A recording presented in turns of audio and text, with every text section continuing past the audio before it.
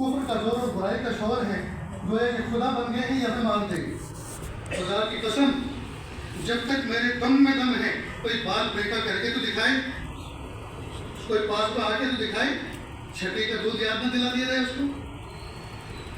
کیوں اتنے کچھ دل ہو رہے ہو؟ ایک اللہ کی ذات پر یقین رکھنے والے، ایک اللہ کو ماننے والے اور اللہ اکبر کہنے والے، جی آج تک اس فلسفے پر ہم نے توجہ نہیں کی۔ جب بچہ ماں کے پیٹ سے پیدا ہوتا ہے، ودن منٹ ودن سیکنڈ سب سے پہلے اس کے کان میں کیا کہا جاتا ہے؟ جی اللہ اکبر، اللہ اکبر، اللہ سب سے بڑا ہے، اللہ سب سے بڑا ہے۔ جو بچہ جس کی مٹھی بند ہے، آنکھیں بند ہیں، اس کو یہ شعور نہیں کہ میرے ماں باپ کا نام کیا ہے، میں کس ملک میں پیدا ہوا، یہاں کا سی ایم پی ایم کون ہے، یہاں اس محلے کا نام کیا ہے، اس بستی کا نام کا شعور نہیں۔ اس کے کان میں سمندر پار عربی زبان میں اللہ اکبر کہا جا رہا ہے۔ عقل تو یہ چاہتی ہے اس موقع پر تالیاں بجائی جاتی، شور کیا جاتا، پٹاخے چھوڑے جاتے، فائرنگ کی جاتی، خوشی کا اظہار جتنے طریقے سے کیا جا سکتا وہ کیا جاتا، اور بجائے اس کے کہا جا رہا ہے کہ اس کی دائیں کان میں بھی تکبیر کہو اور بائیں کان میں، دائیں کان میں اذان دو، بائیں کان میں تکبیر کہو، دونوں کے الفاظ بالکل صحیح ہیں سوائے ایک لفظ کے۔ کیوں کبھی غور کیا اس پر؟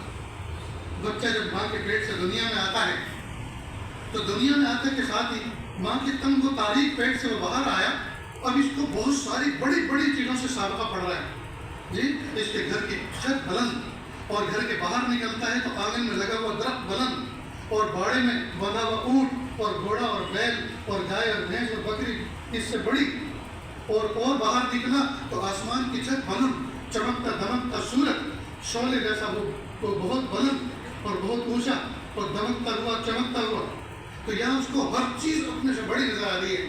اللہ پاک نے پیدا ہوتے کے ساتھ ہی ایک ضابطہ قانون بنا دیا کہ میرے بندے دنیا میں تو آیا ہے، خبردار یہاں ہماری بڑی بڑی مخلوق موجود ہے، لیکن کسی کو بڑا مت سمجھنا، بڑا تو اللہ ہے۔ اللہ اکبر، اللہ اکبر، اللہ سب سے بڑا ہے، اللہ سب سے بڑا ہے۔ یہ میسج دائیں کان میں بھی دیا، بائیں کان میں بھی دیا، تاکہ وائس میسج بن کر دل اور دماغ میں جا کر جم جائے، یہ میسج نکل نہ جائے ادھر سے ادھر کو، بلکہ دل اور دماغ میں یہ وائس میسج بیٹھ جائے، جم جائے، اللہ اکبر، اللہ اکبر۔ اور صرف دنیا میں آتے کے ساتھ ہی ایک ہی بار اذان نہیں کہی گئی، ایک ہی بار تکبیر نہیں کہی گئی، بلکہ زندگی بھر یہ سبق دن میں 5 دفعہ مسجد کے بلند میناروں سے مؤذن 25 دفعہ اذان میں یہ لفظ کہتا ہے، اللہ اکبر، اللہ اکبر، اللہ سب سے بڑا ہے، اللہ سب سے بڑا ہے۔ اس لیے کہ بچہ اب بڑا ہونے کے بعد اب یہ کاروبار پہ جائے گا، جی، اور یہ بزنس پہ بیٹھے گا، اور ٹیبل پر اس کے سامنے نوٹوں کی گڈیاں اور تھپی لگی ہوں گی،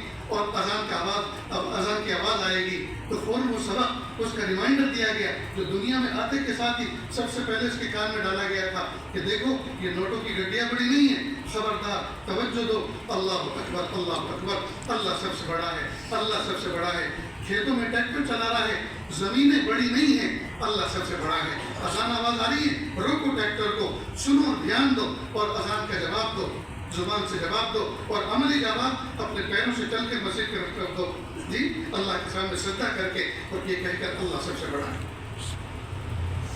عجیب بات، دنیا میں جب بچہ آتا ہے تو سب سے پہلے اس کے کان میں اذان کہی جاتی ہے، اور یہ ایسی اذان ہے اس کے بعد نماز کوئی نہیں، اور جب دنیا سے انسان جاتا ہے تو اس پر نماز پڑھی جاتی ہے، اور یہ نماز وہ ہے، اس سے پہلے اذان کوئی نہیں۔ معلوم ہوا اس نماز کی اذان دنیا میں آتے کے ساتھ اسی وقت ہو گئی۔ اب مومن کی زندگی کا خلاصہ کیا نکلا؟ اذان اور نماز کے درمیان کا وقفہ، یہ ہے مومن کی زندگی۔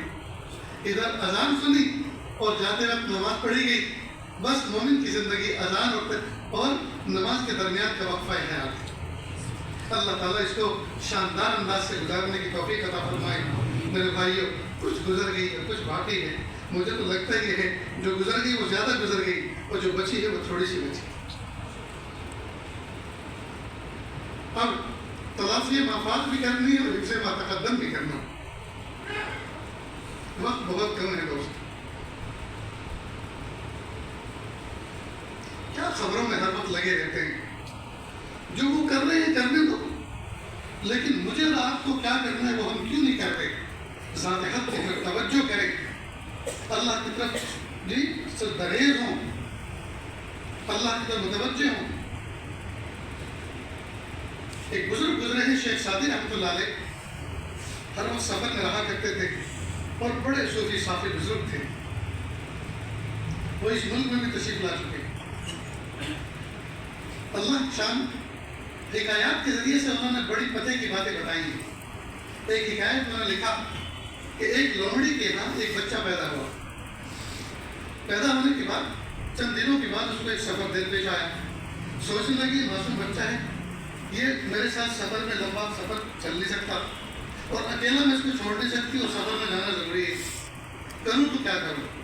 بہت غور کیا، سمجھ میں یہ آیا کہ جنگل کے بادشاہ شیر سے ملاقات کرتی ہوں اور ان سے پوچھتی ہوں، اور یہ گئی شیر کے پاس اور کہا بادشاہ سلامت، میرا ایک بچہ ہے، سفر ضروری درپیش ہے، اکیلا بچہ رہ نہیں سکتا اور ساتھ اس کو لے کے جا نہیں سکتی، تو کروں تو کیا کروں؟ کہا بڑی بھی لومڑی، ہمارے پاس اس کو چھوڑ دو، آپ کا بچہ ہمارا بچہ، ہم اس کی حفاظت کریں گے۔ اور یہ کہے کہ اس بچے کو کہا چلو آ جاؤ بیٹا میری کمر پہ بیٹھو، وہ اچھل کے کود کے شیر کی کمر پہ سوار ہو گیا۔ لومڑی کو بڑی خوشی ہوئی کہ مجھے اس نے میرے بچے کو عزت دی، اپنی کمر پہ بٹھایا، وہ سلام کر کے چلی گئی۔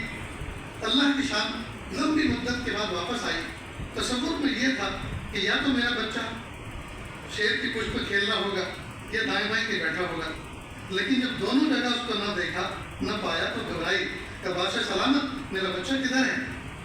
تو شیر نے کہا بڑی بھی لومڑی، بڑے افسوس کے ساتھ یہ بات کہنی پڑ رہی ہے کہ تم کو چھوڑ کے چلی گئی، کچھ ہی مسافت پہ تم پہنچی ہوں گی کہ اوپر سے باز ایک شاہین شکاری پرندہ آیا اور اس نے اس کو پنجوں میں دبوچ کر اس کو اچک کے لے گیا، اور میں دیکھنا رہ گیا بے بسی کے ساتھ کہ ہائے تم نے تو اس کی حفاظت کی ذمہ داری لی تھی، تم نے اس کو کیوں نہیں بچایا؟ کہ بڑی بھی لومڑی سنو، یہ معاملہ نیچے کا نہیں اوپر کا تھا، اگر نیچے کا کوئی جانور ہوتا تو میں دیکھ لیتا اس کو، نیچے کا کوئی معاملہ ہوتا تو میں دیکھ لیتا، لیکن یہ معاملہ اوپر کا تھا، وہ لے کے اڑ گیا اور میں دیکھتا رہ گیا، میں اڑ نہیں سکتا۔ شیخ سعدی رحمۃ اللہ علیہ یہ حکایت بیان فرما کے پھر مومنوں کو مخاطب کر کے کہہ رہے ہیں جو تکلیفیں امت پر آتی ہیں، مومنوں پر آتی ہیں، یہ معاملہ نیچے کا نہیں، یہ اوپر کا ہے، یہ نیچے کا نہیں اوپر کا ہے۔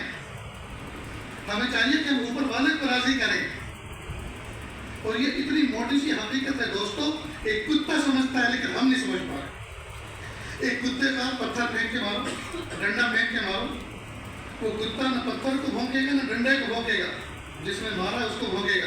وہ جانتا ہے پتھر ڈنڈے کا کیا قصور، وہ تو مکلف تھا، اس کو تو اٹھا کے پھینکا گیا، اصل تو وہ ہے جس نے پھینکا ہے، اس کو گھبراتا ہے۔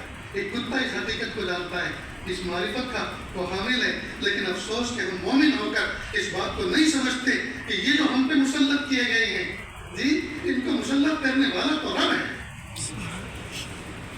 وہ ناراض ہوا ہے، اس نے ہماری اصلاح کے لیے ہم کو مسلط کیا ہے۔ اور یہ ایسا ہی ہے جس طرح سے ایک بکریوں کا چرواہا ساتھ میں ایک ڈاگ اور ایک کتے کو رکھتا ہے، اور کتے کو اس لیے رکھتا ہے، وہ سلایا ہوا ہوتا ہے کہ جب بکریاں شام کو پہاڑ کی چوٹیوں پر اور کھائیوں کے اندر وہ چل رہی ہوتی ہیں اور تمام کو لے کے چلنا ہوتا ہے اپنے ڈیرے کی طرف، تو کتے کو اشارہ کرتا ہے اور بھونک بھونک کے سب کو جھاڑیوں میں سے نکالتا ہے اور راستے پہ لا کے گامزن کر دیتا ہے۔ تو کتا اس لیے مسلط کیا جاتا ہے ان پر تاکہ بکریاں اپنے راستے پر آ جائیں، تو اللہ پاک نے کچھ کتوں کو مسلط کیا ہے اس امت پر تاکہ امت راہ راست پر آ جائے، لیکن امت نہیں سمجھ رہی، بس ہر وقت پوچھتی تھی یہ ہو گیا اب کیا ہوگا، یہ ہو گیا کیا ہوگا، جو ہوگا دیکھا جائے گا۔ آج تک کسی نے ان حادثات کے بعد سے جب سے ماحول میں گرمی آئی ہے 2 رکعت صلاۃ التوبہ صلاۃ الحاجت پڑھ کر اللہ کو پکارا؟